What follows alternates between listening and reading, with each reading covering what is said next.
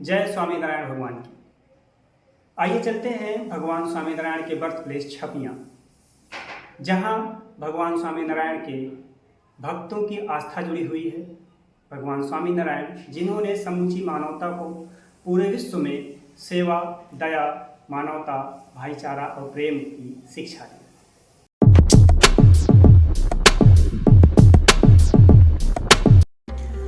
तो मित्रों, अयोध्या से लगभग 35 किलोमीटर की यात्रा करने के बाद हम लोग स्वामीनारायण मंदिर छपियाँ पहुंच गए हैं। यह मंदिर स्वामीनारायण संप्रदाय के लोगों के लिए पवित्र तीर्थस्थल के रूप में है, क्योंकि यहीं पर स्वामीनारायण का जन्म हुआ था। अभी स्वामीनारायण के जन्मस्थली छपियाँ गांव में जो मंदिर बना है प्रवेश कर रहे हैं। 3:30 बजे मंदिर खुलता है दोपहर बाद, और इस सामने भव्य मंदिर आपको दिख रहा है।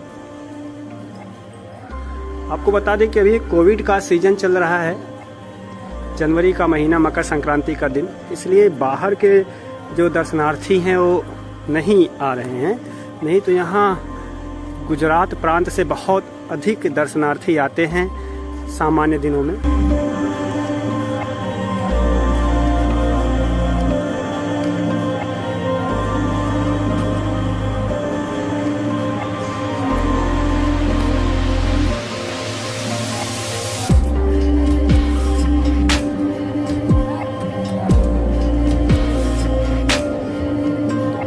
बगल में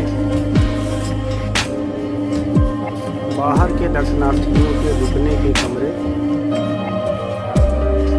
आपको बता दें कि स्वामीनारायण एक अलग ही संप्रदाय है। लगभग 18 से 20 लाख फॉलोवर अनुयायी हैं।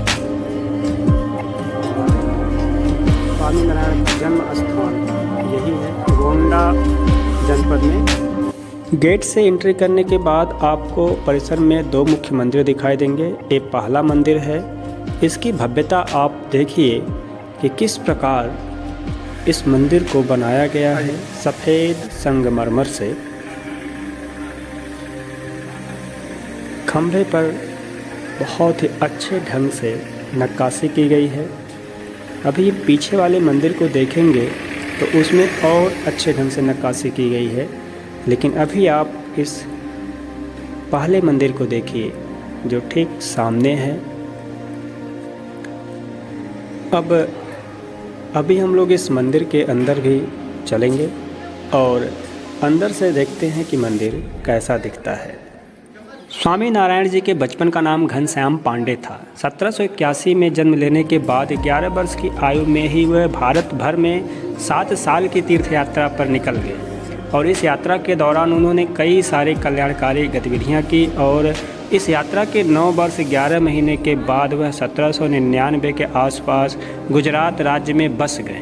इसलिए गुजरात पे आप देखते हैं कि अक्षरधाम मंदिर बनाया गया है, जो कि विश्व प्रसिद्ध है। दिल्ली में भी आप अक्षरधाम मंदिर देखते हैं। 1800 में उन्हें अपने गुरु स्वामी रामानंद द्वारा उद्धव संप्रदाय में शामिल किया गया और उन्हें सहजानंद स्वामी का नाम दिया गया।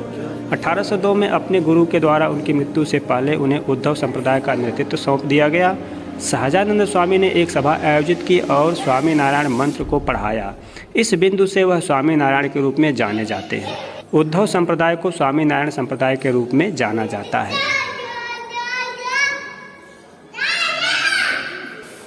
और इस पहले मंदिर के पीछे अब जो आपको दूसरा मंदिर सामने दिखाई दे रहा है, यह जन्मभूमि मंदिर कहलाता है, जन्मस्थान मंदिर कहलाता है, क्योंकि इसी स्थान पे 240 साल पहले भगवान स्वामीनारायण का जन्म हुआ था। और आप देख रहे हैं कि सामने लिखा है भगवान श्री स्वामीनारायण की प्रागट्य स्थली जन्मभूमि का दर्शन। इस मंदिर के बेसमेंट में आप जाएंगे तो उनके जन्म के समय का दृश्यांकन किया गया है, जिसको देखकर लगता है कि हम उसी समय में पहुंच गए हैं।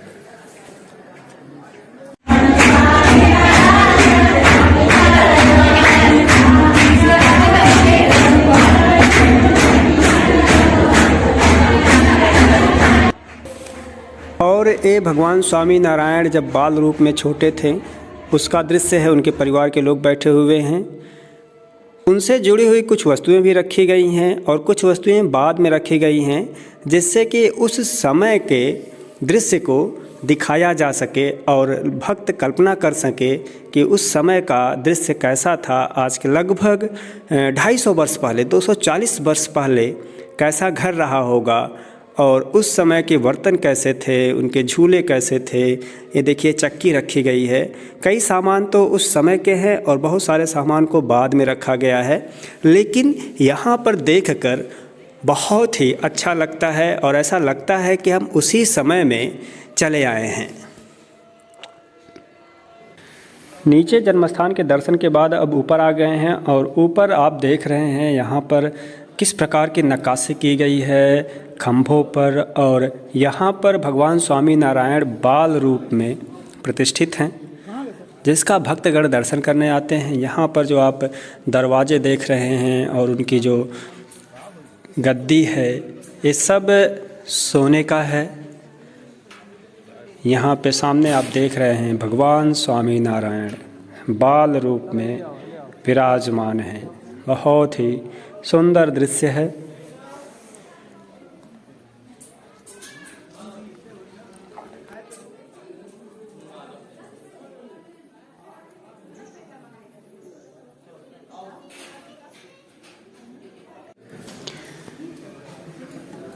और यह स्वामी नारायण की मोहक छवि है। मकर संक्रांति होने के कारण आज दरबार को पतंगों से भी सजाया गया है।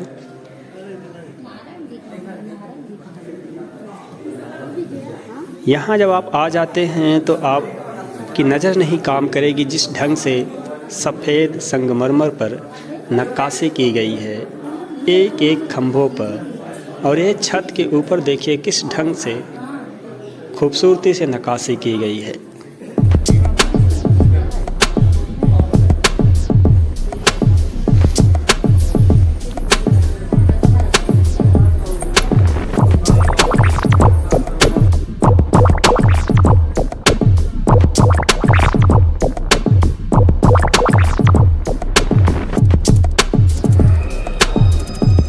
नक्काशी आप देख सकते हैं इस मंदिर की, जैसे अक्षरधाम अगर आपने देखा होगा तो दिल्ली में काफ़ी कुछ मिलता जुलता जिस तरह की नक्काशी है। और करीब से अगर आपको दिखाऊं तो आप देख सकते हैं।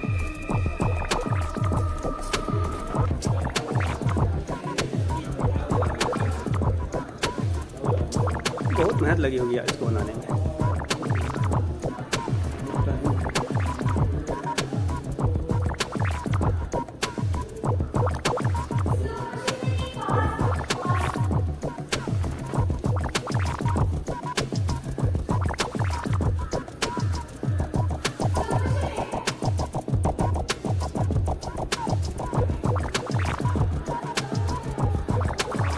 हर अलग अलग देवी देवता की मूर्ति है ना।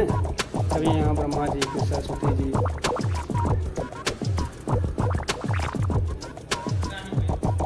चारों तरफ।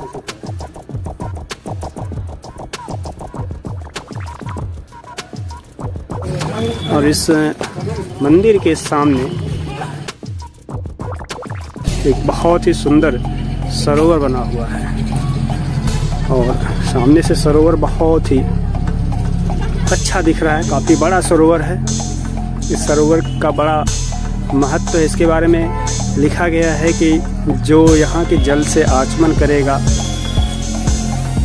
उसको वैकुंठ लोक की प्राप्ति होगी, और जो स्नान करेंगे उनको गोलोक धाम की प्राप्ति होगी। आप देख रहे हैं कि सरोवर में जो मंदिर बना हुआ, मंदिर का प्रतिबिंब शांत जल में बहुत ही अच्छा दिख रहा है। स्थानीय लोगों के द्वारा बताया गया कि जो बाहर से दर्शनार्थी आते हैं उनके लिए यह सरोवर बहुत ही पवित्र है। वो लोग यहाँ पे स्नान करते हैं और यहाँ का जल अपने घर लेकर जाते हैं।